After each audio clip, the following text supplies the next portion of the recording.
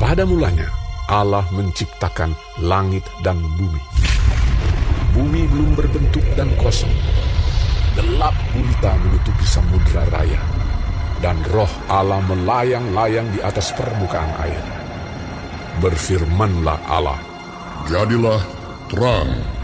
Lalu terang itu jadi.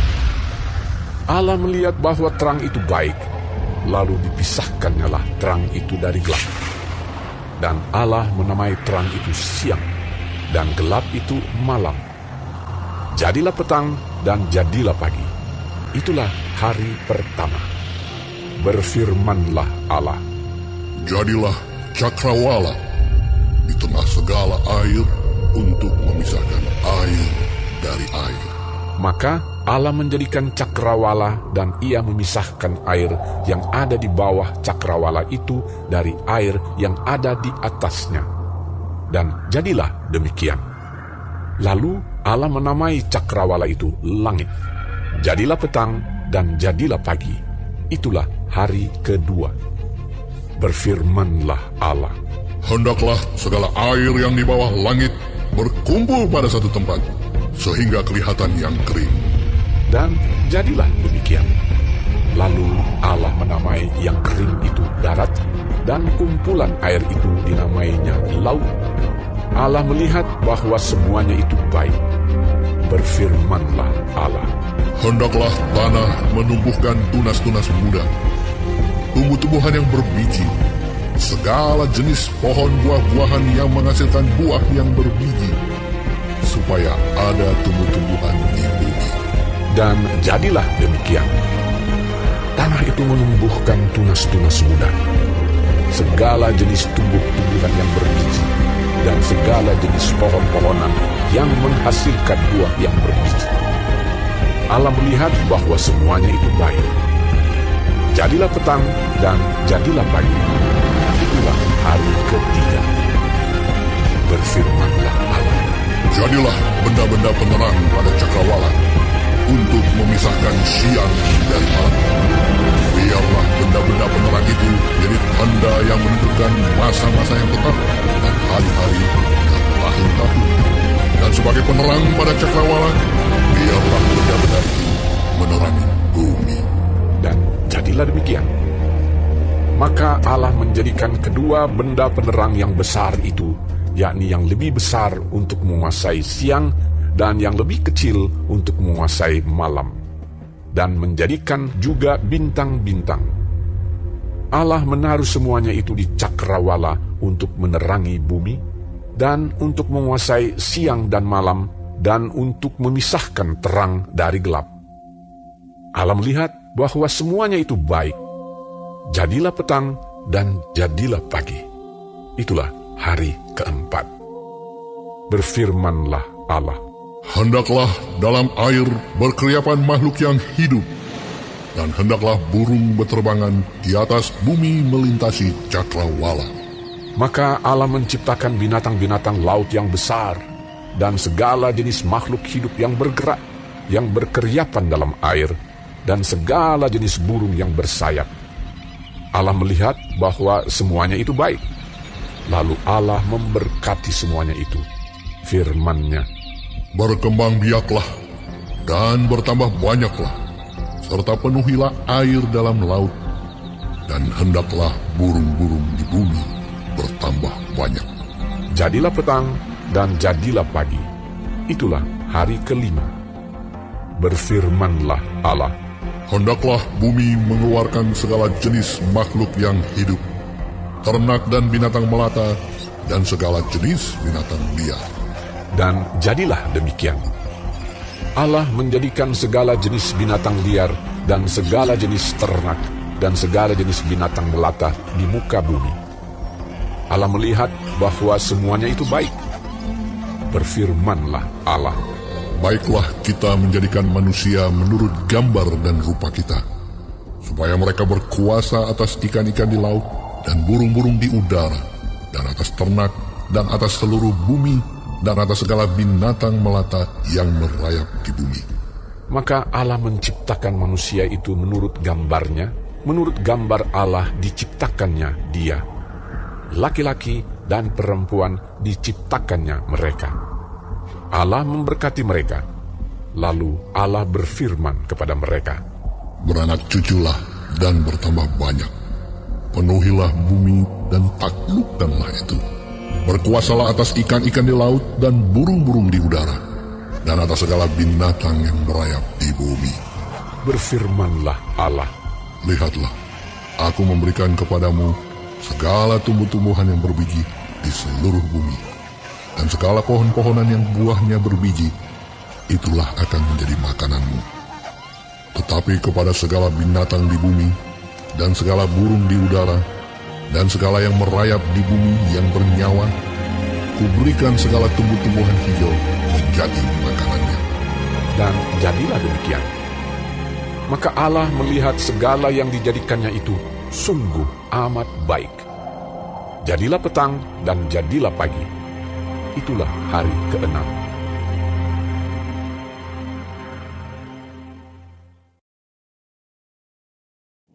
Demikianlah diselesaikan langit dan bumi dan segala isinya. Ketika Allah pada hari ke-7 telah menyelesaikan pekerjaan yang dibuatnya itu, berhentilah ia pada hari ke-7 dari segala pekerjaan yang telah dibuatnya itu. Lalu Allah memberkati hari ke-7 itu dan menguduskannya, karena pada hari itulah ia berhenti dari segala pekerjaan penciptaan yang telah dibuatnya itu. Demikianlah riwayat langit dan bumi pada waktu diciptakan, ketika Tuhan Allah menjadikan bumi dan langit. Belum ada semak apapun di bumi, belum timbul tumbuh-tumbuhan apapun di padang, sebab Tuhan Allah belum menurunkan hujan ke bumi, dan belum ada orang untuk mengusahakan tanah itu. Tetapi ada kabut naik ke atas dari bumi dan membasahi seluruh permukaan bumi itu. Ketika itulah Tuhan Allah membentuk manusia itu dari debu tanah dan menghembuskan nafas hidup ke dalam hidungnya. Demikianlah manusia itu menjadi makhluk yang hidup. Adapun ular ialah yang paling cerdik dari segala binatang di darat yang dijadikan oleh Tuhan Allah. Ular itu berkata kepada perempuan itu, Tentulah Allah berfirman, semua pohon dalam taman ini jangan kau makan buahnya. Kan? lalu sahut perempuan itu kepada ular itu, Buah pohon-pohonan dalam taman ini boleh kami makan. Tetapi tentang buah pohon yang ada di tengah-tengah taman, Allah berfirman, jangan kamu makan ataupun raba buah itu. Nanti kamu mati.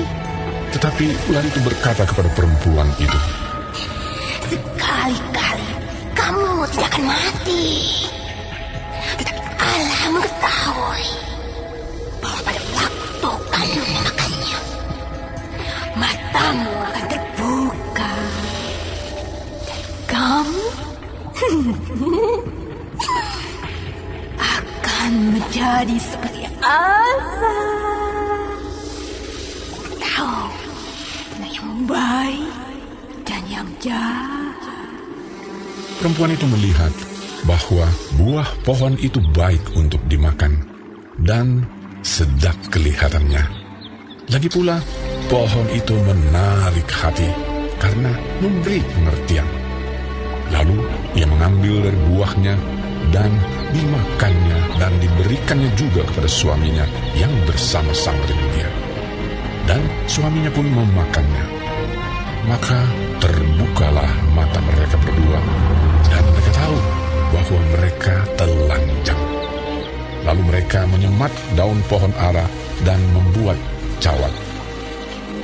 Ketika mereka mendengar bunyi langkah Tuhan Allah yang berjalan-jalan dalam taman itu pada waktu hari sejuk, bersembunyilah manusia dan istrinya itu terhadap Tuhan Allah di antara pohon-pohonan dalam taman. Tetapi Tuhan Allah memanggil manusia itu dan berfirman kepadanya, Di manakah engkau? Ia menjawab, Ketika aku mendengar bahwa engkau ada dalam taman ini, aku menjadi takut karena aku telanjang. Sebab itu, aku bersembunyi. Firman-Nya, Siapakah yang memberitahukan kepadamu bahwa engkau telanjang? Apakah engkau makan dari buah pohon yang kularang engkau makan itu? manusia itu menjawab, Perempuan yang kau tempatkan di sisiku, dialah yang memberi dari buah pohon itu kepadaku. Maka aku makan. Kemudian berfirmanlah Tuhan Allah kepada perempuan itu. Apakah yang telah kau perbuat ini? Jawab perempuan itu, Ular itu yang memperdayakan aku, maka aku makan. lalu berfirmanlah Tuhan Allah kepada ular itu. Karena engkau berbuat demikian, terkutuklah engkau di antara segala ternak dan di antara segala binatang hutan. Dengan perutmu lah engkau akan menjalar, dan debu tanahlah akan kau makan seumur hidupmu. Aku akan mengadakan permusuhan antara engkau dan perempuan ini, antara keturunanmu dan keturunannya. Keturunannya akan meremukkan kepalamu, dan engkau akan meremukkan tumitnya. Firman-Nya kepada perempuan itu, Susah payahmu waktu mengandung akan kubuat sangat banyak. Dengan kesakitan engkau akan melahirkan anakmu. Namun engkau akan berahi kepada suamimu, dan ia akan berkuasa atasmu. lalu firman-Nya kepada manusia itu, Karena engkau mendengarkan perkataan istrimu, dan memakan dari buah pohon yang telah kuperintahkan kepadamu, jangan makan daripadanya, maka terkutuklah tanah karena engkau. Dengan bersusah payah, engkau akan mencari rezekimu dari tanah seumur hidupmu. Semak duri dan rumput duri yang akan dihasilkannya bagimu, dan tumbuh-tumbuhan di padang akan menjadi makananmu. Dengan berpeluh, engkau akan mencari makananmu, sampai engkau kembali lagi menjadi tanah. Karena dari situlah engkau diambil, sebab engkau debu, dan engkau akan kembali menjadi debu. manusia itu memberi nama Hawa kepada istrinya, sebab dialah yang menjadi ibu semua yang hidup. Dan Tuhan Allah membuat pakaian dari kulit binatang untuk manusia dan untuk istrinya itu, lalu mengenakannya kepada mereka. Berfirmanlah Tuhan Allah, Sesungguhnya manusia itu telah menjadi seperti salah satu dari kita, tahu tentang yang baik dan yang jahat. Maka sekarang jangan sampai ia mengulurkan tangannya dan mengambil pula dari buah pohon kehidupan itu dan memakannya, sehingga ia hidup untuk selama-lamanya. Lalu Tuhan Allah mengusir dia dari Taman Eden, supaya ia mengusahakan tanah dari mana ia diambil. Ia menghalau manusia itu, dan di sebelah timur Taman Eden ditempatkannya lah beberapa kerub dengan pedang yang bernyala-nyala dan menyambar-nyambar untuk menjaga jalan ke pohon kehidupan. Kemudian manusia itu bersetubuh dengan Hawa, istrinya, dan mengandunglah perempuan itu, lalu melahirkan Kain. Maka kata perempuan itu, Aku telah mendapat seorang anak laki-laki dengan pertolongan Tuhan. selanjutnya dilahirkannya lah Habel, adik Kain. Dan Habel menjadi gembala kambing domba, Kain menjadi petani. Setelah beberapa waktu lamanya, maka Kain mempersembahkan sebagian dari hasil tanah itu kepada Tuhan sebagai korban persembahan. Habel juga mempersembahkan korban persembahan dari anak sulung kambing dombanya, yakni lemak-lemaknya. Maka Tuhan mengindahkan Habel dan korban persembahannya itu. Tetapi Kain dan korban persembahannya tidak diindahkannya. Lalu hati Kain menjadi sangat panas dan mukanya muram. Firman Tuhan kepada Kain, Mengapa hatimu panas dan mukamu muram? Apakah mukamu tidak akan berseri jika engkau berbuat baik? Tetapi jika engkau tidak berbuat baik, dosa sudah mengintip di depan pintu.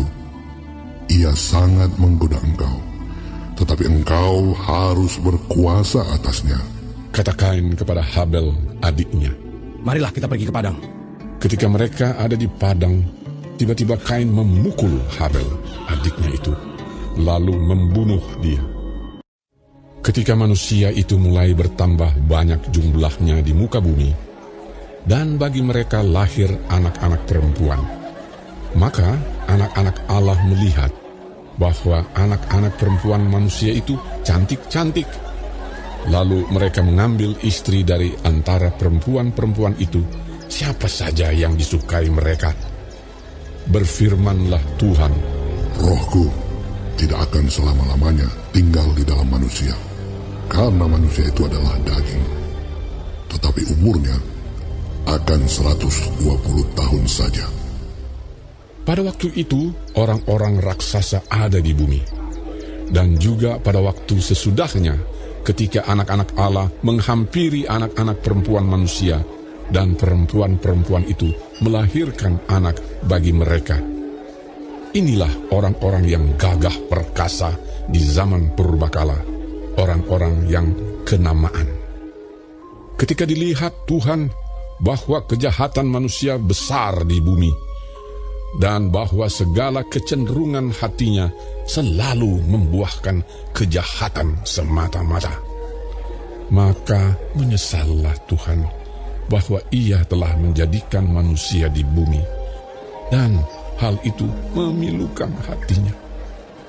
Berfirmanlah Tuhan, Aku akan menghapuskan manusia yang telah kuciptakan itu dari muka bumi, baik manusia maupun hewan, dan binatang-binatang melata, dan burung-burung di udara. Sebab aku menyesal bahwa aku telah menjadikan mereka.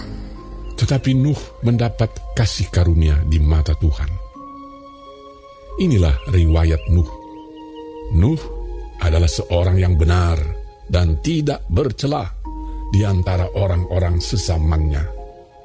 Dan Nuh itu hidup bergaul dengan Allah.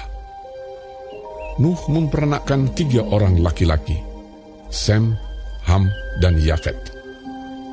Adapun bumi itu telah rusak di hadapan Allah dan penuh dengan kekerasan. Allah menilik bumi itu dan sungguhlah rusak benar. Sebab semua manusia menjalankan hidup yang rusak di bumi.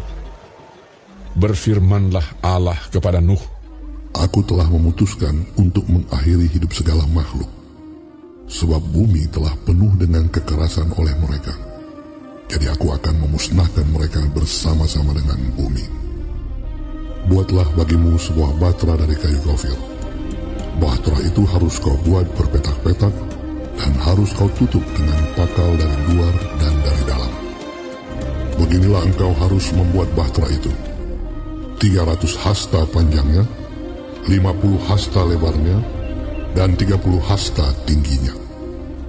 Buatlah atap pada batra itu, dan selesaikanlah batra itu sampai sehasta dari atas, dan pasanglah pintunya pada lambungnya. Buatlah batra itu bertingkat bawah, tengah, dan atas. Sebab sesungguhnya aku akan mendatangkan air bah meliputi bumi untuk memusnahkan segala yang hidup dan bernyawa di kolong langit. Segala yang ada di bumi akan mati binasa. Tetapi dengan engkau, aku akan mengadakan perjanjianku, dan engkau akan masuk ke dalam bahtera itu. Engkau bersama-sama dengan anak-anakmu dan istrimu, dan istri anak-anakmu. Dan dari segala yang hidup, dari segala makhluk, dari semuanya, haruslah engkau bawa satu pasang ke dalam bahtera itu, supaya terpelihara hidupnya bersama-sama dengan engkau. Jantan dan betina harus kau bawa. Dari segala jenis burung dan dari segala jenis hewan, dari segala jenis binatang melata di muka bumi, dari semuanya itu harus datang satu pasang kepadamu, supaya terpelihara hidupnya. Dan engkau, bawalah bagimu segala apa yang dapat dimakan. Kumpulkanlah itu padamu untuk menjadi makanan bagimu dan bagi mereka. lalu Nuh melakukan semuanya itu, tepat seperti yang diperintahkan Allah kepadanya. Demikianlah dilakukannya.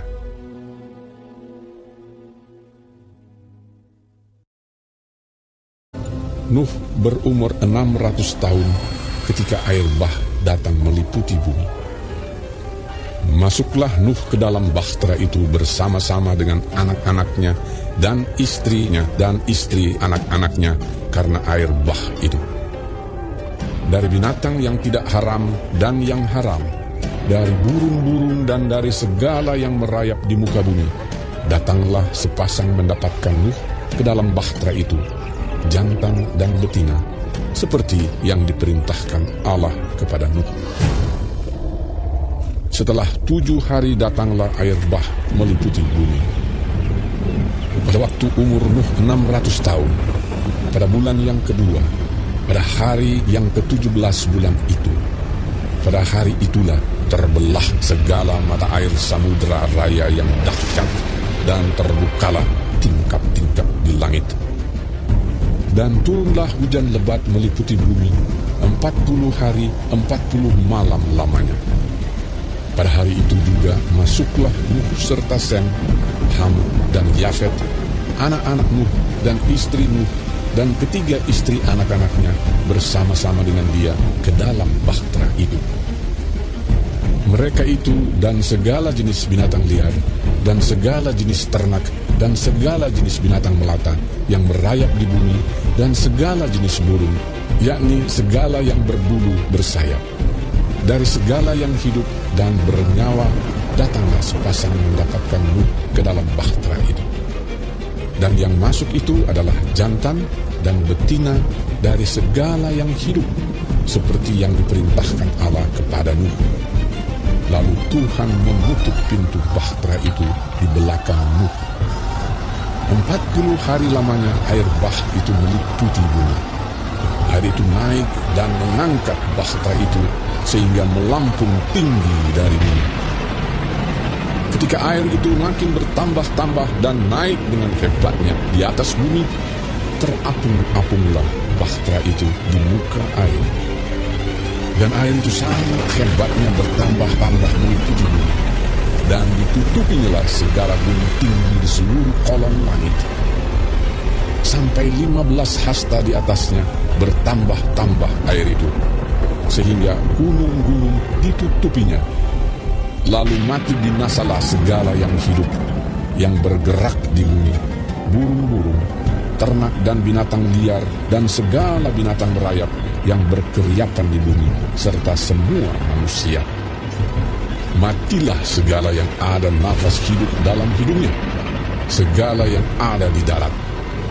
Demikianlah dihapuskan Allah segala yang ada, segala yang di muka bumi, baik manusia maupun hewan dan binatang melata dan burung-burung di udara, sehingga semuanya itu dihapuskan dari atas bumi.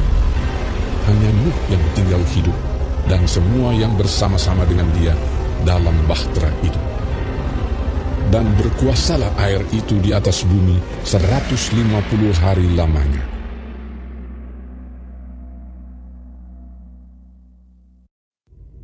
Maka Allah mengingat Nuh dan segala binatang liar dan segala ternak yang bersama-sama dengan dia dalam bahtera itu. Dan Allah membuat angin menghembus melalui bumi, sehingga air itu turun.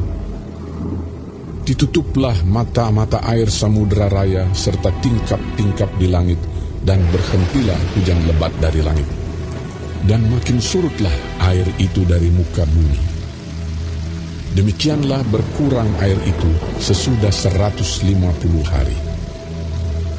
Dalam bulan yang ke-7, pada hari yang ke-17 bulan itu, terkandaslah bahtera itu pada pegunungan Ararat.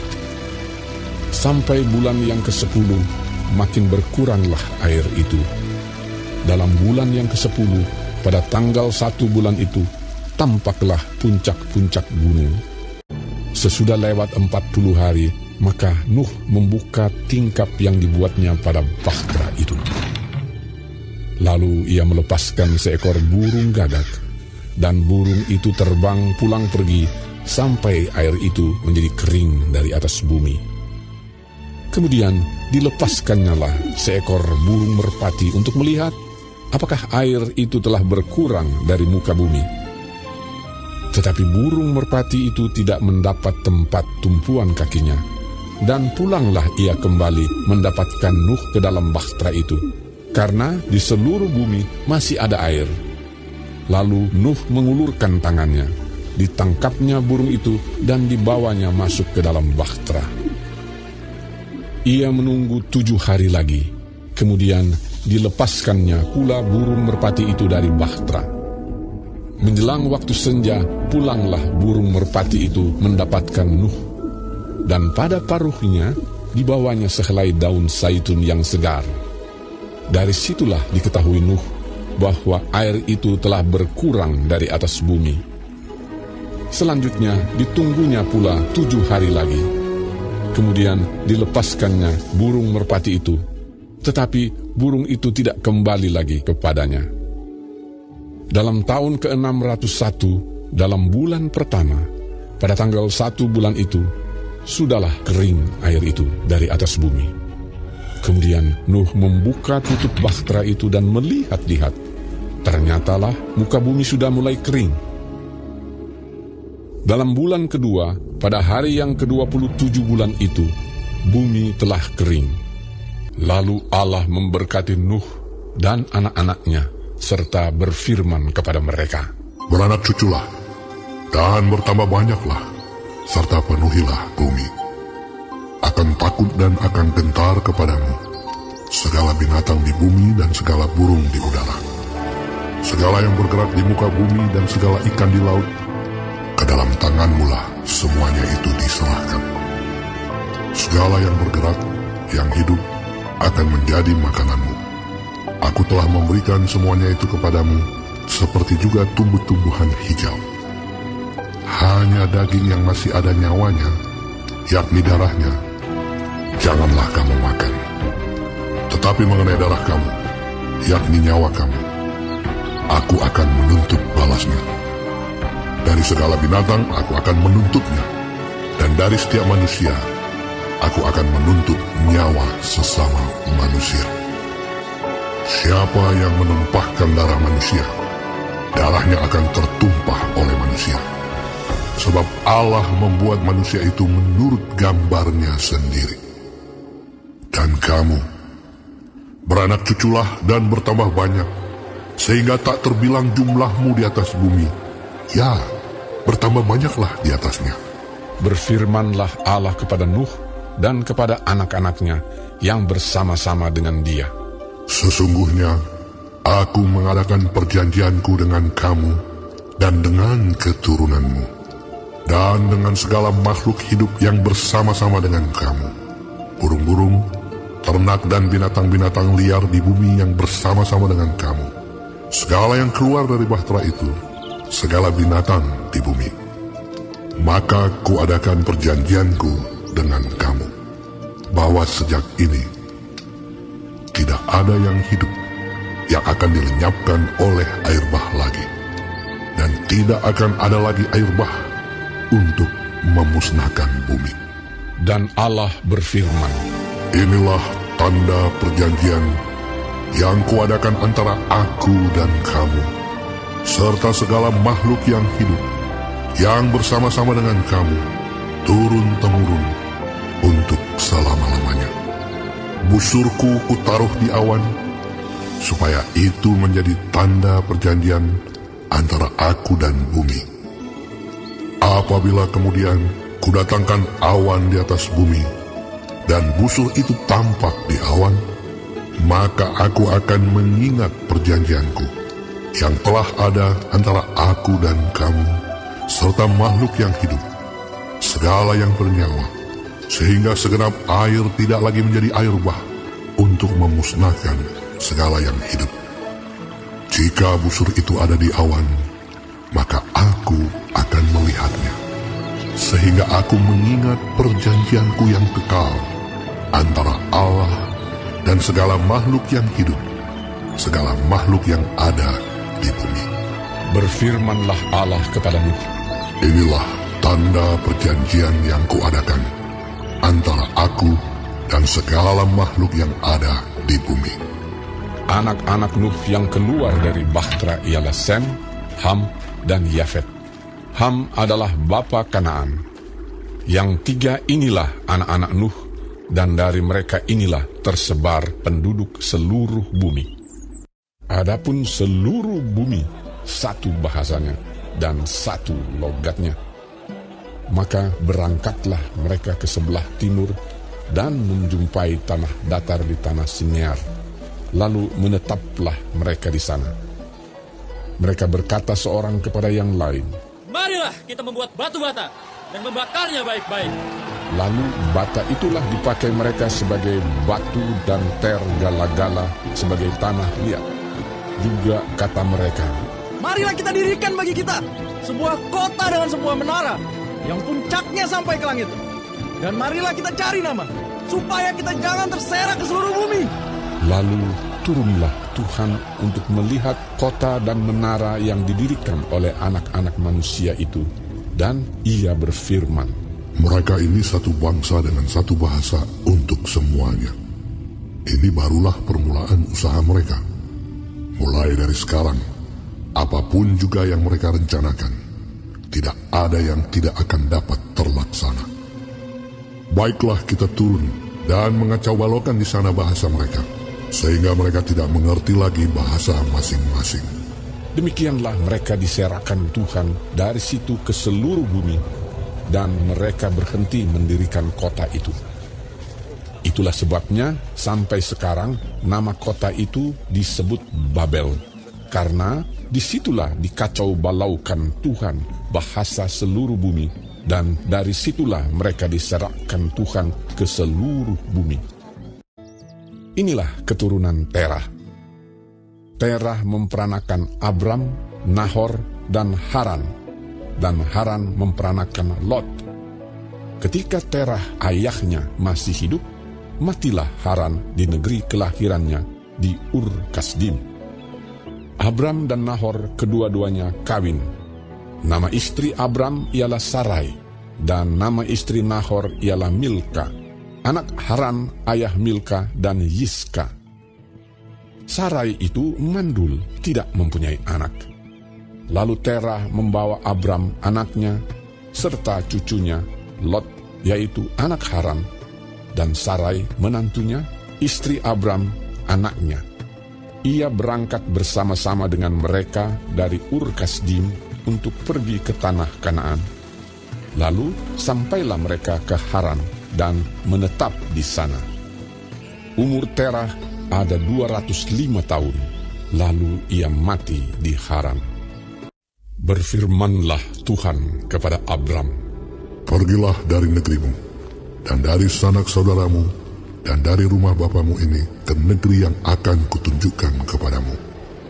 Aku akan membuat engkau menjadi bangsa yang besar, dan memberkati engkau serta membuat namamu masyhur, dan engkau akan menjadi berkat. Aku akan memberkati orang-orang yang memberkati engkau, dan mengutuk orang-orang yang mengutuk engkau. Dan olehmu, semua kaum di muka bumi akan mendapat berkat. Lalu pergilah Abram seperti yang difirmankan Tuhan kepadanya. Dan Lot pun ikut bersama-sama dengan dia. Abram berumur 75 tahun ketika ia berangkat dari Haran. Abram membawa Sarai istrinya dan Lot anak saudaranya, dan segala harta benda yang didapat mereka, dan orang-orang yang diperoleh mereka di Haran. Mereka berangkat ke tanah Kanaan, lalu sampai di situ. Abram berjalan melalui negeri itu, sampai ke suatu tempat dekat Sikem, yakni pohon tarbantin di More. Waktu itu orang Kanaan diam di negeri itu. Ketika itu Tuhan menampakkan diri kepada Abram dan berfirman, Aku akan memberikan negeri ini kepada keturunanmu. Maka didirikannya di situ mezbah bagi Tuhan yang telah menampakkan diri kepadanya. Kemudian ia pindah dari situ ke pegunungan di sebelah timur Betel. Ia memasang kemahnya dengan Betel di sebelah barat dan Ai di sebelah timur. Lalu ia mendirikan di situ mezbah bagi Tuhan dan memanggil nama Tuhan. Sesudah itu Abram berangkat dan makin jauh ia berjalan ke tanah Negeb. Ketika kelaparan timbul di negeri itu, pergilah Abram ke Mesir untuk tinggal di situ sebagai orang asing, sebab hebat kelaparan di negeri itu. Pada waktu ia akan masuk ke Mesir, berkatalah ia kepada Sarai istrinya, "Memang aku tahu bahwa engkau adalah seorang perempuan yang cantik parasnya. Apabila orang Mesir melihat engkau, mereka akan berkata, itu istrinya. Jadi mereka akan membunuh aku dan membiarkan engkau hidup. Katakanlah bahwa engkau adikku, supaya aku diperlakukan mereka dengan baik karena engkau, dan aku dibiarkan hidup oleh sebab engkau." Sesudah Abram masuk ke Mesir, orang Mesir itu melihat bahwa perempuan itu sangat cantik. Dan ketika punggawa-punggawa Firaun melihat Sarai, mereka memuji-mujinya di hadapan Firaun, sehingga perempuan itu dibawa ke istananya. Firaun menyambut Abram dengan baik-baik karena ia mengingini perempuan itu. Dan Abram mendapat kambing, domba, lembu, sapi, keledai jantan, budak laki-laki dan perempuan, keledai betina dan unta. Tetapi Tuhan menimpakan tulah yang hebat kepada Firaun. Demikian juga kepada seisi istananya karena Sarai, istri Abram itu. Lalu Firaun memanggil Abram serta berkata, "Apakah yang kau perbuat ini terhadap aku? Mengapa tidak kau beritahukan bahwa ia istrimu? Mengapa engkau katakan dia adikku, sehingga aku mengambilnya menjadi istriku? Sekarang, inilah istrimu. Ambillah dan pergilah." Lalu Firaun memerintahkan beberapa orang untuk mengantarkan Abram pergi bersama-sama dengan istrinya dan segala kepunyaannya. Maka pergilah Abram dari Mesir ke tanah Negeb dengan istrinya dan segala kepunyaannya, dan Lot pun bersama-sama dengan dia. Adapun Abram sangat kaya, banyak ternak, perak, dan emasnya. Ia berjalan dari tempat persinggahan ke tempat persinggahan, dari tanah Negeb sampai dekat Betel, di mana kemahnya mula-mula berdiri, antara Betel dan Ai, ke tempat mezbah yang dibuatnya dahulu di sana. Disitulah Abram memanggil nama Tuhan. Juga Lot, yang ikut bersama-sama dengan Abram, mempunyai domba dan lembu dan kemah. Tetapi negeri itu tidak cukup luas bagi mereka untuk diam bersama-sama, sebab harta milik mereka amat banyak, sehingga mereka tidak dapat diam bersama-sama. Karena itu terjadilah perkelahian antara para gembala Abram dan para gembala Lot. Waktu itu orang Kanaan dan orang Feris diam di negeri itu. Maka berkatalah Abram kepada Lot, "Janganlah kiranya ada perkelahian antara aku dan engkau, dan antara para gembalaku dan para gembalamu, sebab kita ini kerabat. Bukankah seluruh negeri ini terbuka untuk engkau? Baiklah, pisahkan dirimu daripadaku. Jika engkau ke kiri, maka aku ke kanan. Jika engkau ke kanan, maka aku ke kiri." Lalu Lot melayangkan pandangnya, dan dilihatnyalah bahwa seluruh lembah Yordan banyak airnya, seperti taman Tuhan, seperti tanah Mesir, sampai ke Zoar. Hal itu terjadi sebelum Tuhan memusnahkan Sodom dan Gomora. Sebab itu Lot memilih baginya seluruh lembah Yordan itu. Lalu ia berangkat ke sebelah timur dan mereka berpisah. Abram menetap di tanah Kanaan, tetapi Lot menetap di kota-kota lembah Yordan dan berkemah di dekat Sodom. Adapun orang Sodom sangat jahat dan berdosa terhadap Tuhan. Setelah Lot berpisah daripada Abram, berfirmanlah Tuhan kepada Abram, "Pandanglah sekelilingmu, dan lihatlah dari tempat engkau berdiri itu, ke timur dan barat, utara dan selatan. Sebab seluruh negeri yang kau lihat itu akan kuberikan kepadamu dan kepada keturunanmu untuk selama-lamanya. Dan aku akan menjadikan keturunanmu seperti debu tanah banyaknya, sehingga jika seandainya ada yang dapat menghitung debu tanah, keturunanmu pun akan dapat dihitung juga. Bersiaplah, jalanilah negeri itu menurut panjang dan lebarnya, sebab kepadamulah akan kuberikan negeri itu. Sesudah itu, Abram memindahkan kemahnya dan menetap di dekat pohon-pohon tarbantin di Mamre, dekat Hebron. Lalu didirikannya mesbah di situ bagi Tuhan. Pada zaman Amrafel, Raja Sinear, Ariok, Raja Elasar, Kedorlaomer, Raja Elam, dan Tideal, Raja Goyim, terjadilah bahwa raja-raja ini berperang melawan Bera, Raja Sodom, Birsha, Raja Gomora, Sinab, Raja Adma, Shemeber, Raja Zeboim, dan Raja negeri Bela, yakni negeri Zoar. Raja-raja yang disebut terakhir ini semuanya bersekutu dan datang ke lembah Sidim, yakni Laut Asin. 12 tahun lamanya mereka takluk kepada Kedorlaomer, tetapi dalam tahun yang ke-13 mereka memberontak. Dalam tahun yang ke-14 datanglah Kedorlaomer serta raja-raja yang bersama-sama dengan dia. Lalu mereka mengalahkan orang Refaim di Ashiterot Karnaim, orang Zuzim di Ham, orang Emim di Syawe Kiryataim, dan orang Hori di pegunungan mereka yang bernama Seir, sampai ke El Paran di tepi padang gurun. Sesudah itu baliklah mereka dan sampai ke En Mispat, yakni Kades, dan mengalahkan seluruh daerah orang Amalek dan juga orang Amori yang diam di Hazezon Tamar.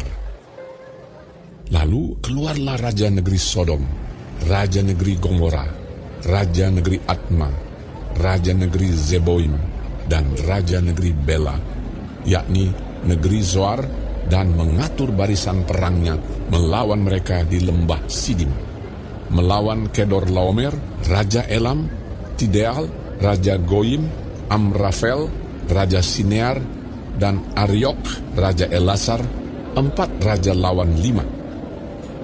Di lembah Sidim itu, di mana-mana ada sumur aspal. Ketika Raja Sodom dan Raja Gomora melarikan diri, jatuhlah mereka ke dalamnya, dan orang-orang yang masih tinggal hidup melarikan diri ke pegunungan. Segala harta benda Sodom dan Gomora beserta segala bahan makanan dirampas musuh, lalu mereka pergi. Juga Lot, anak saudara Abram, beserta harta bendanya dibawa musuh. Lalu mereka pergi, sebab Lot itu diam di Sodom. Kemudian datanglah seorang pelarian dan menceritakan hal ini kepada Abram, orang Ibrani itu, yang tinggal dekat pohon-pohon tarbantin kepunyaan Mamre, orang Amori itu, saudara Eskol dan Aner, yakni teman-teman sekutu Abram.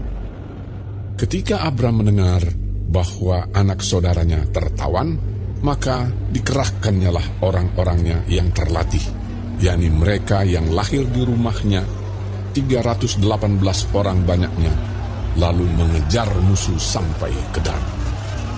Dan pada waktu malam berbagilah mereka, ia dan hamba-hambanya itu, untuk melawan musuh. Mereka mengalahkan dan mengejar musuh sampai ke Hoba di sebelah utara Damsyik. Dibawanyalah kembali segala harta benda itu, juga Lot, anak saudaranya itu, serta harta bendanya dibawanya kembali. Demikian juga perempuan-perempuan dan orang-orangnya. Setelah Abram kembali dari mengalahkan Kedorlaomer dan para raja yang bersama-sama dengan dia, maka keluarlah Raja Sodom menyongsong dia ke lembah Syawe, yakni lembah raja. Melkisedek, Raja Salem, membawa roti dan anggur. Ia seorang imam Allah yang maha tinggi. Lalu ia memberkati Abram, katanya, "Diberkatilah kiranya Abram oleh Allah yang maha tinggi, pencipta langit dan bumi, dan terpujilah Allah yang maha tinggi, yang telah menyerahkan musuhmu ke tanganmu." Lalu Abram memberikan kepadanya 1/10 dari semuanya. Berkatalah Raja Sodom itu kepada Abram, "Berikanlah kepadaku orang-orang itu, dan ambillah untukmu harta benda itu." Tetapi kata Abram kepada Raja negeri Sodom itu, "Aku bersumpah demi Tuhan Allah yang maha tinggi, pencipta langit dan bumi, aku tidak akan mengambil apa-apa dari kepunyaanmu itu, sepotong benang atau tali kasut pun tidak, supaya engkau jangan dapat berkata, aku telah membuat Abram menjadi kaya. Kalau aku, jangan sekali-kali. Hanya apa yang telah dimakan oleh bujang-bujang ini, dan juga bagian orang-orang yang pergi bersama-sama dengan aku, yakni Aner, Eskol, dan Mamre. Biarlah mereka itu mengambil bagiannya masing-masing. Kemudian datanglah firman Tuhan kepada Abram dalam suatu penglihatan. Janganlah takut, Abram. Akulah perisaimu. Upahmu akan sangat besar. Abram menjawab, Ya Tuhan Allah, apakah yang akan Engkau berikan kepadaku? Karena aku akan meninggal dengan tidak mempunyai anak. Dan yang akan mewarisi rumahku ialah Eliezer, orang Damsyik itu. Lagi kata Abram, Engkau tidak memberikan kepadaku keturunan, sehingga seorang hambaku nanti menjadi ahli warisku. tetapi datanglah firman Tuhan kepadanya demikian. Orang ini tidak akan menjadi ahli warismu, melainkan anak kandungmu. Dialah yang akan menjadi ahli warismu. Lalu Tuhan membawa Abram keluar serta berfirman, Coba lihat ke langit. Hitunglah bintang-bintang, jika engkau dapat menghitungnya. Maka firman-Nya kepadanya, Demikianlah banyaknya nanti keturunanmu. lalu percayalah Abram kepada Tuhan, maka Tuhan memperhitungkan hal itu kepadanya sebagai kebenaran. Lagi firman Tuhan kepadanya, Akulah Tuhan yang membawa engkau keluar dari Ur Kasdim untuk memberikan negeri ini kepadamu menjadi milikmu. Kata Abram, Ya Tuhan Allah, dari manakah aku tahu bahwa aku akan memilikinya? firman Tuhan kepadanya, Ambillah bagiku seekor lembu betina berumur 3 tahun, seekor kambing betina berumur 3 tahun, seekor domba jantan berumur 3 tahun, seekor burung tekukur, dan seekor anak burung merpati. Diambilnyalah semuanya itu bagi Tuhan, dipotong 2, lalu diletakkannya bagian-bagian itu yang satu di samping yang lain. Tetapi burung-burung itu tidak dipotong 2. Ketika burung-burung buas hinggap pada daging binatang-binatang itu, maka Abram mengusirnya. Menjelang matahari terbenam, tertidurlah Abram dengan nyenyak. Lalu turunlah meliputinya gelap gulita yang mengerikan. Firman Tuhan kepada Abram, Ketahuilah dengan sesungguhnya bahwa keturunanmu akan menjadi orang asing dalam suatu negeri yang bukan kepunyaan mereka, dan bahwa mereka akan diperbudak dan dianiaya 400 tahun lamanya. Tetapi bangsa yang akan memperbudak mereka akan kuhukum, dan sesudah itu mereka akan keluar dengan membawa harta benda yang banyak. Tetapi engkau akan pergi kepada nenek moyangmu dengan sejahtera. Engkau akan dikuburkan pada waktu telah putih rambutmu. Tetapi keturunan yang keempat akan kembali ke sini. Sebab sebelum itu, kedurjanaan orang Amori itu belum genap. ketika matahari telah terbenam dan hari menjadi gelap, maka kelihatanlah perapian yang berasap beserta suluh yang berapi lewat di antara potongan-potongan daging itu. Pada hari itulah Tuhan mengadakan perjanjian dengan Abram serta berfirman, Kepada keturunanmu lah kuberikan negeri ini, mulai dari sungai Mesir sampai ke sungai yang besar itu, sungai Efrat, yakni tanah orang Keni, orang Kenas, orang Kadmon, orang Het, orang Feris, orang Refaim, orang Amori, orang Kanaan, orang Girgasi, dan orang Yebus itu. Adapun Sarai, istri Abram itu tidak beranak. Ia mempunyai seorang hamba perempuan, orang Mesir, Hagar namanya. Berkatalah Sarai kepada Abram, Engkau tahu, Tuhan tidak memberi aku melahirkan anak. Karena itu, baiklah hampiri hambaku itu. Mungkin oleh dialah aku dapat memperoleh seorang anak. Dan Abram mendengarkan perkataan Sarai. Jadi Sarai, istri Abram itu, mengambil Hagar, hambanya, orang Mesir itu, yakni ketika Abram telah 10 tahun tinggal di tanah Kanaan, lalu memberikannya kepada Abram, suaminya, untuk menjadi istrinya. Abram menghampiri Hagar, lalu mengandunglah perempuan itu. Ketika Hagar tahu bahwa ia mengandung, maka ia memandang rendah akan nyonyanya itu. Lalu berkatalah Sarai kepada Abram, "Penghinaan yang kuderita ini adalah tanggung jawabmu. Akulah yang memberikan hambaku ke pangkuanmu. Tetapi baru saja ia tahu bahwa ia mengandung. Ia memandang rendah akan aku. Tuhan kiranya yang menjadi hakim antara aku dan engkau." Kata Abram kepada Sarai, "Hambamu itu di bawah kekuasaanmu. Perbuatlah kepadanya apa yang kau pandang baik." Lalu Sarai menindas Hagar, sehingga ia lari meninggalkannya. Lalu malaikat Tuhan menjumpainya dekat suatu mata air di padang gurun, yakni dekat mata air di jalan ke Syur. Katanya, "Hagar, hamba Sarai, dari manakah datangmu, dan kemanakah pergimu?" Jawabnya, "Aku lari meninggalkan Sarai, nyonyaku." Lalu kata malaikat Tuhan itu kepadanya, "Kembalilah kepada nyonyamu, biarkanlah engkau ditindas di bawah kekuasaannya." Lagi kata malaikat Tuhan itu kepadanya, "Aku akan membuat sangat banyak keturunan, sehingga tidak dapat dihitung karena banyaknya." Selanjutnya kata malaikat Tuhan itu kepadanya, "Engkau mengandung dan akan melahirkan seorang anak laki-laki, dan akan menamainya Ismail, sebab Tuhan telah mendengar tentang penindasan atasmu itu. Seorang laki-laki yang lakunya seperti keledai liar. Demikianlah nanti anak itu. Tangannya akan melawan tiap-tiap orang, dan tangan tiap-tiap orang akan melawan dia. Dan di tempat kediamannya, ia akan menentang semua saudaranya." Kemudian Hagar menamakan Tuhan yang telah berfirman kepadanya itu dengan sebutan, "Engkaulah El Roi." Sebab katanya, "Bukankah di sini kulihat dia yang telah melihat aku?"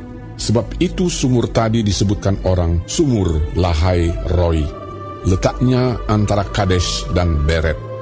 Lalu Hagar melahirkan seorang anak laki-laki bagi Abram, dan Abram menamai anak yang dilahirkan Hagar itu Ismail. Abram berumur 86 tahun ketika Hagar melahirkan Ismail baginya. Ketika Abram berumur 99 tahun, maka Tuhan menampakkan diri kepada Abram dan berfirman kepadanya, "Akulah Allah yang Maha Kuasa. Hiduplah di hadapanku dengan tidak bercela. Aku akan mengadakan perjanjian antara aku dan engkau, dan aku akan membuat engkau sangat banyak." Lalu sujudlah Abram, dan Allah berfirman kepadanya, "Dari pihakku, inilah perjanjianku dengan engkau. Engkau akan menjadi bapa sejumlah besar bangsa. Karena itu, namamu bukan lagi Abram, melainkan Abraham. Karena engkau telah kutetapkan menjadi bapa sejumlah besar bangsa. Aku akan membuat engkau beranak cucu sangat banyak. Engkau akan kubuat menjadi bangsa-bangsa, dan daripadamu akan berasal raja-raja. Aku akan mengadakan perjanjian antara aku dan engkau, serta keturunanmu turun-temurun, menjadi perjanjian yang kekal, supaya aku menjadi Allahmu dan Allah keturunanmu. Kepadamu dan kepada keturunanmu akan kuberikan negeri yang kau diami sebagai orang asing, yakni seluruh tanah Kanaan akan kuberikan menjadi milikmu untuk selama-lamanya. Dan aku akan menjadi Allah mereka." Lagi firman Allah kepada Abraham, "Dari pihakmu, engkau harus memegang perjanjianku, engkau dan keturunanmu turun-temurun. Inilah perjanjianku yang harus kamu pegang, perjanjian antara aku dan kamu serta keturunanmu, yaitu setiap laki-laki di antara kamu harus disunat. Haruslah dikerat kulit katanmu, dan itulah akan menjadi tanda perjanjian antara aku aku dan kamu. Anak yang berumur 8 hari haruslah disunat, yakni setiap laki-laki di antara kamu, turun-temurun, baik yang lahir di rumahmu, maupun yang dibeli dengan uang dari salah seorang asing, tetapi tidak termasuk keturunanmu. Orang yang lahir di rumahmu dan orang yang engkau beli dengan uang harus disunat. Maka dalam dagingmu lah perjanjianku itu menjadi perjanjian yang kekal. Dan orang yang tidak disunat, yakni laki-laki yang tidak dikerat kulit katannya, maka orang itu harus dilenyapkan dari antara orang-orang sebangsanya. Dia telah mengingkari perjanjianku. Selanjutnya Allah berfirman kepada Abraham, tentang istrimu Sarai, janganlah engkau menyebut dia lagi Sarai, tetapi Sarah, itulah namanya. Aku akan memberkatinya, dan daripadanya juga aku akan memberikan kepadamu seorang anak laki-laki. Bahkan aku akan memberkatinya, sehingga ia menjadi ibu bangsa-bangsa. Raja-raja bangsa-bangsa akan lahir daripadanya. Lalu tertunduklah Abraham dan tertawa serta berkata dalam hatinya, mungkinkah bagi seorang yang berumur 100 tahun dilahirkan seorang anak? Dan mungkinkah Sarah yang telah berumur 90 tahun itu melahirkan seorang anak? Dan Abraham berkata kepada Allah, sekiranya Ismail diperkenankan hidup di hadapan-Mu. Tetapi Allah berfirman, tidak, melainkan istrimu Sarah lah yang akan melahirkan anak laki-laki bagimu, dan engkau akan menamai dia Ishak. Dan aku akan mengadakan perjanjianku dengan dia, menjadi perjanjian yang kekal untuk keturunannya. Tentang Ismail, aku telah mendengarkan permintaanmu.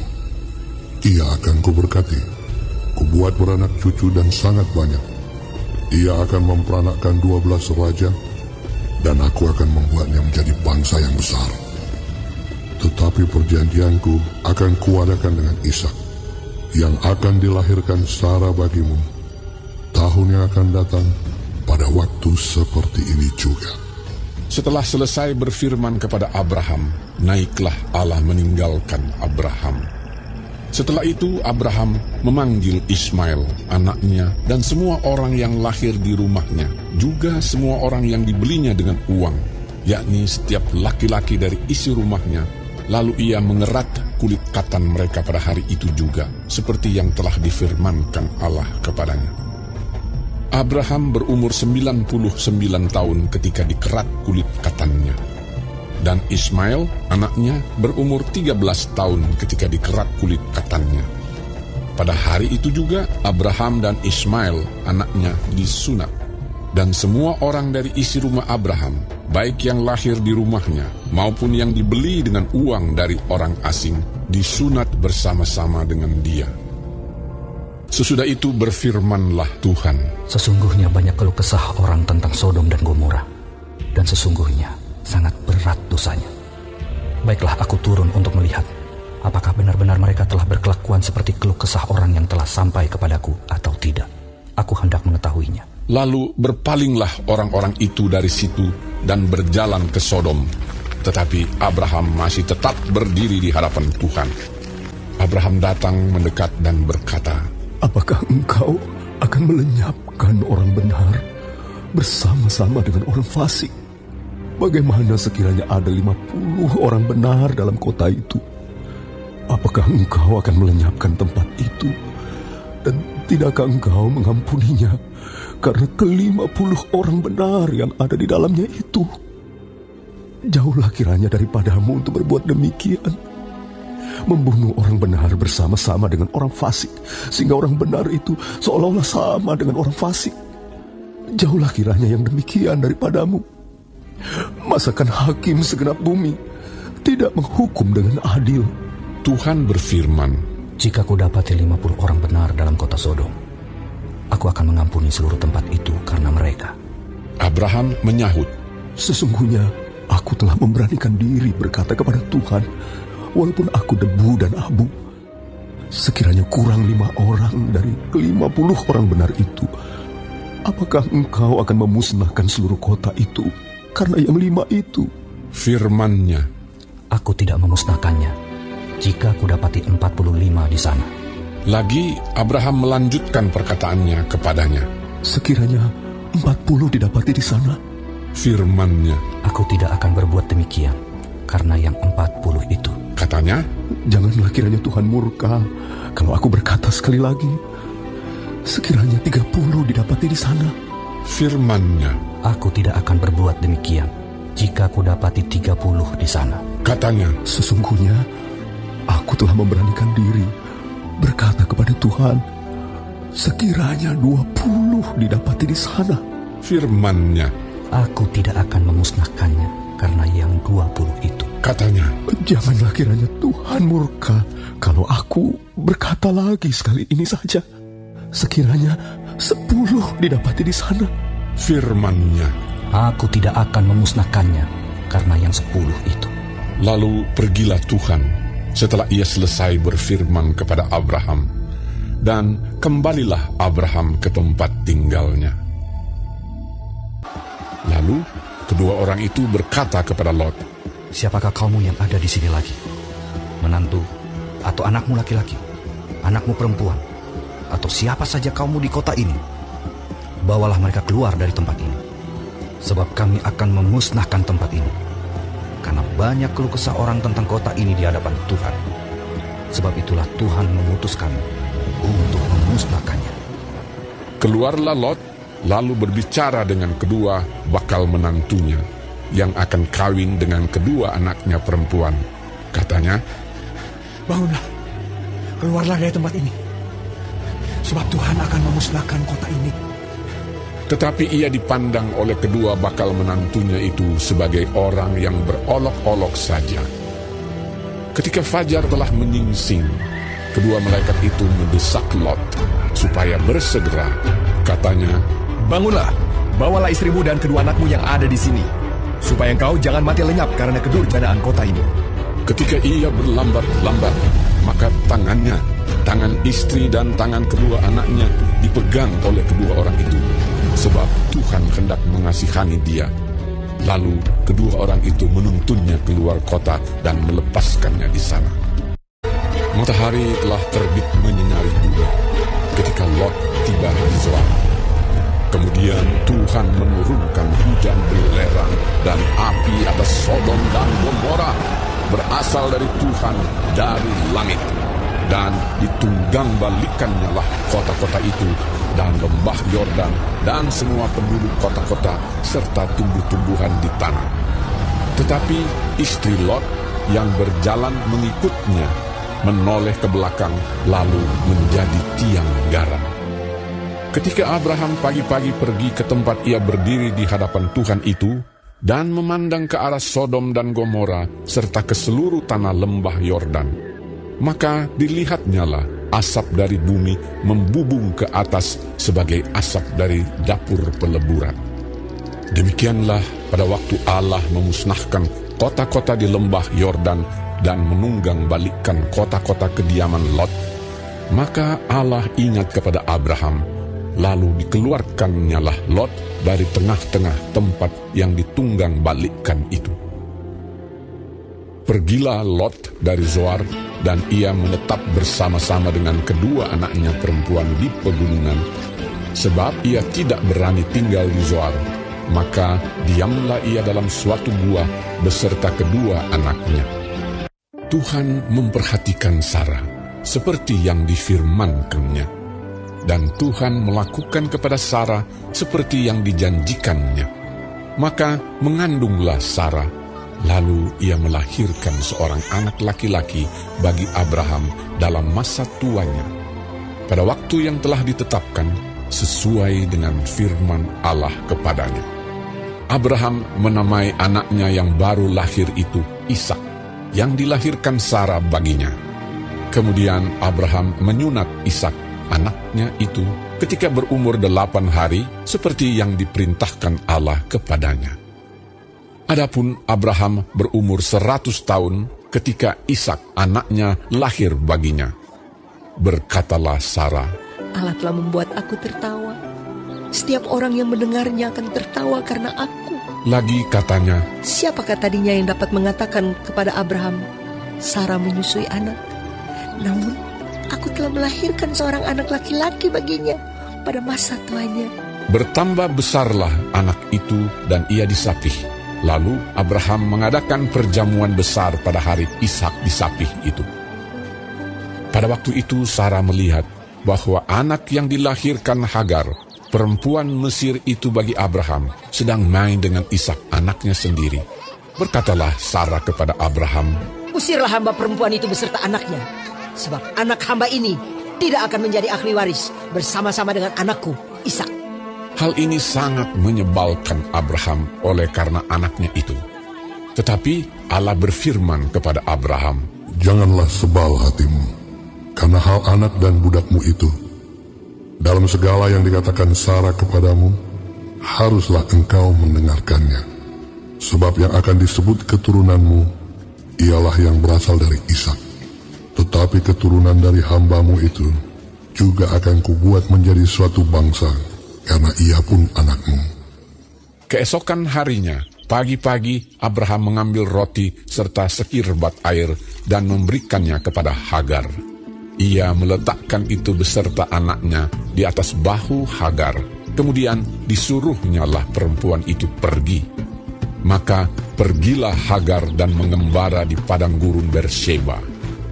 Ketika air yang dikirbat itu habis, dibuangnyalah anak itu ke bawah semak-semak, dan ia duduk agak jauh, kira-kira sepemanah jauhnya, sebab katanya, tidak tahan aku melihat anak itu mati.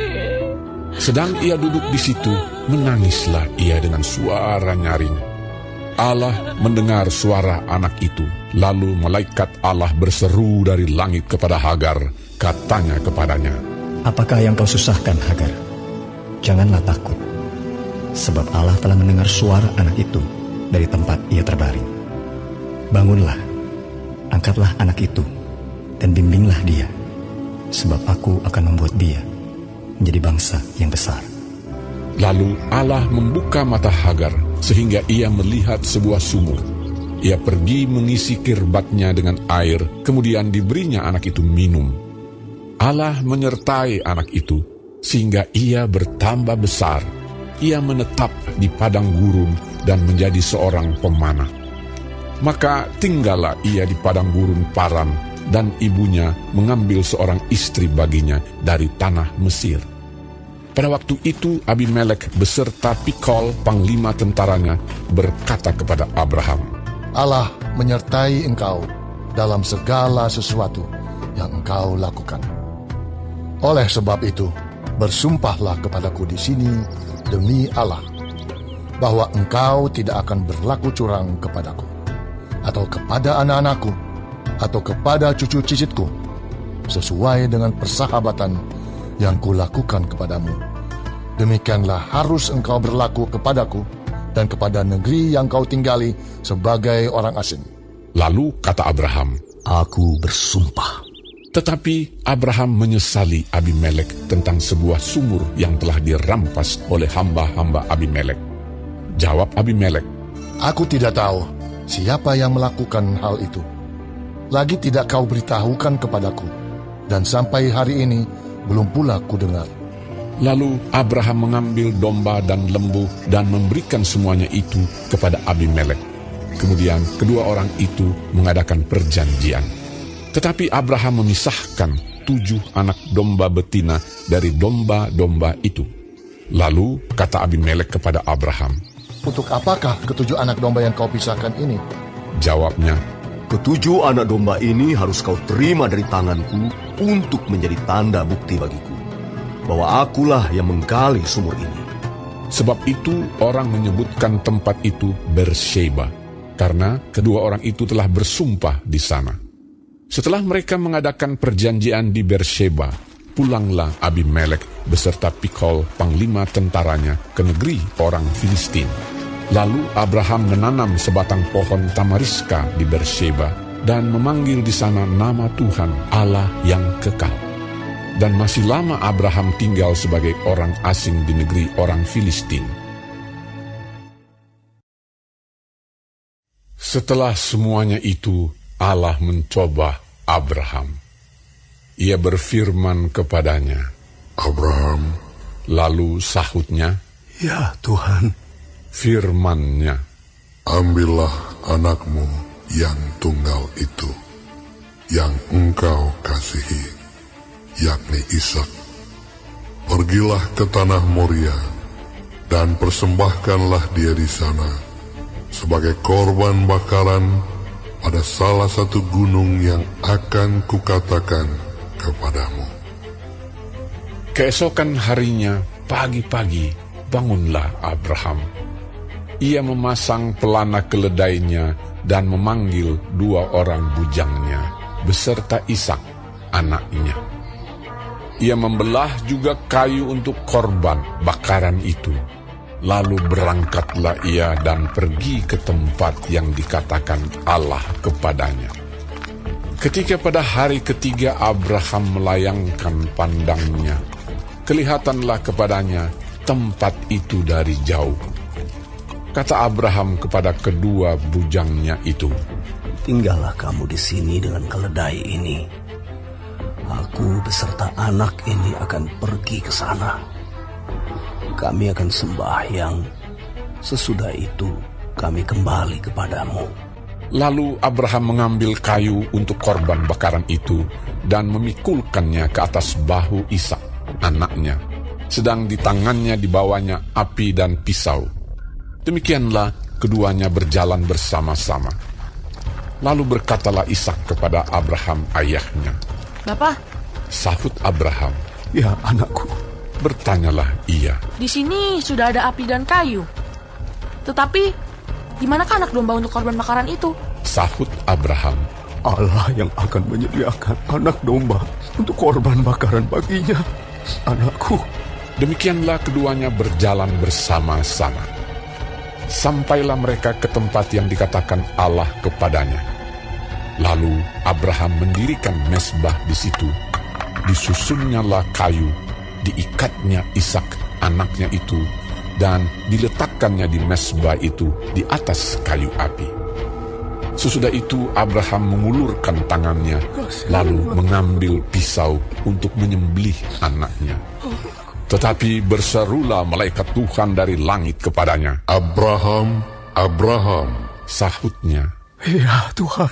Lalu ia berfirman, Jangan bunuh anak itu, dan jangan kau apa-apakan dia, sebab telah kuketahui sekarang bahwa engkau takut akan Allah, dan engkau tidak segan-segan untuk menyerahkan anakmu yang tunggal kepadaku. Lalu Abraham menoleh dan melihat seekor domba jantan di belakangnya, yang tanduknya tersangkut dalam belukar. Abraham mengambil domba itu, lalu mengorbankannya sebagai korban bakaran pengganti anaknya. Dan Abraham menamai tempat itu, Tuhan menyediakan. Sebab itu sampai sekarang dikatakan orang, di atas gunung Tuhan akan disediakan. Untuk kedua kalinya berserulah malaikat Tuhan dari langit kepada Abraham. Katanya, Aku bersumpah demi diriku sendiri, demikianlah firman Tuhan. Karena engkau telah berbuat demikian, dan engkau tidak segan-segan untuk menyerahkan anakmu yang tunggal kepadaku, maka aku akan memberkati engkau berlimpah-limpah, dan membuat keturunanmu sangat banyak, seperti bintang di langit, dan seperti pasir di tepi laut, dan keturunanmu itu akan menduduki kota-kota musuhnya. Oleh keturunanmu lah, semua bangsa di bumi akan mendapat berkat, karena engkau mendengarkan firman-Ku. Kemudian kembalilah Abraham kepada kedua bujangnya, dan mereka bersama-sama berangkat ke Beersheba, dan Abraham tinggal di Beersheba. Sesudah itu Abraham mendapat kabar, juga Milka telah melahirkan anak-anak lelaki bagi Nahor, saudaramu, Us anak sulung, dan Bus adiknya, dan Kemuel ayah Aram, juga Keset, Hazo, Pildas, Yitlaf, dan Bituel. Dan Betuel memperanakan Ribka. Kedelapan orang inilah dilahirkan Milka bagi Nahor, saudara Abraham itu. Dan gundik Nahor yang namanya Reuma melahirkan anak juga, yakni Tebah, Gaham, Tahas, dan Maakah.